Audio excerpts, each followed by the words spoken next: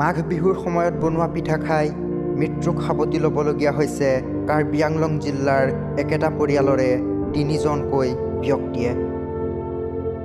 কাৰ্বি আংলং জিলাৰ টেংলাংজুঙত এই ঘটনাটো সংঘটিত হৈছে, য'ত মৃত্যুক সাৱটি ল'বলগীয়া হৈছে এগৰাকী মহিলাৰ সৈতে ১১ বছৰীয়া এটি কন্যা সন্তানৰ লগতে ৭ বছৰীয়া এটি কণমানিয়ে।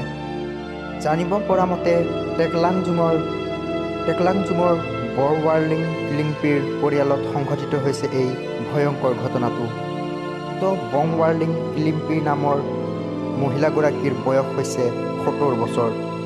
পিছত স্থানীয় ৰাইজে ১১ বছৰীয়া কন্যা সন্তান ৰশ্মিতা বেবীক আৰু ৭ বছৰীয়া সন্তান চাৰজুকবেক ডকমকাৰ স্থানীয় চিকিৎসালয়ত ভৰ্তি কৰায় যদিও তেওঁলোকৰ হস্পিতালতেই মৃত্যু হয়।